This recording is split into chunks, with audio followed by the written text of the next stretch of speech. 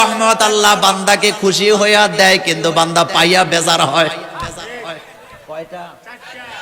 আল্লাহর নবী বললেন 4টা রহমত আল্লাহ বান্দাকে খুশি হইয়া দেয়, কিন্তু বান্দা খুশি হয় না, মুখ কালা করে। তার ভিতরে 1 নম্বরে কন্যা সন্তান। কি সন্তান? ইযা বুশিরা আহাদুহুম বিল উনসা যাল্লা ওয়াজহুহু মুসওয়াদ্দা ওয়া হুয়া কাযীব। আল্লাহ বলেন আমি বান্দাকে খুশি হইয়া মেয়ে সন্তান দেই। যখন খবর পায় কন্যা হয়েছে, চাচা চাচি জেডা জেডি দাদা দাদির চেহারা কালো হয়ে যায়। এমন ডাকাত মার্কা মানুষ আল্লাহ জমিনে আছে না? আল্লাহর নবী বলেন 2 নাম্বার রহমত হলো মেহমান।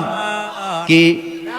মেহমান দেখলে মুখ কালা হয়, এমন মানুষ আছে না? আল্লাহর নবী বললেন মেহমান যখন তোমার বাড়িতে আসে, রহমত বরকত বৃষ্টির মতো নিয়ে আসে, কিন্তু মেহমান দেখলে চেহারা কালো হয়, এমন মানুষ আছে না? নাই। 3 নম্বরে বৃষ্টি। নবীজি বললেন বৃষ্টি আল্লাহর রহমত, কিন্তু বৃষ্টি আসে যখন মহিলারা আল্লাহকে গালাগালিও করতে শোনা যায়। চৈত্র মাসে এরি ধান কাটছে, ধান শুকাইতে পারে না, বৃষ্টি আসলেই আল্লাহরে গালি দেয়, আল্লাহর আকাশেরে গালি দেয়। এমন মহিলা আমার বাংলাদেশে আছে না? নাই। অথচ বৃষ্টি কার রহমত? 4 নাম্বার অসুস্থতা কার দেয়া রহমত? এখন আপনারা কবেন মোল্লা ভাই মেহমান যেহেতু আল্লাহর রহমত, আগামী দিন সকালবেলা শ্বশুর বাড়ি গিয়া বমু 6 মাস আর যাবো না, বিপদ আছে না? নাই। নবীজি তিরমিজিতে বললেন মেহমান হয় 3 দিন। কয় দিন?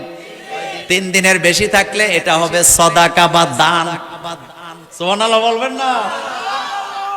3 দিনের বেশি থাকলে শ্বশুর বাড়িতে কদর বাড়ে না কমে? আর আস্তে কন। নবীজি বললেন মেহমান থাকে কয়দিন? শ্বশুর বাড়িতে বেশি দিন থাকলে কপালে জারুর বাড়ি আছে না? নাই। বাংলাদেশে একটা কথা আছে, শ্বশুর বাড়ি মধুর হাড়ি।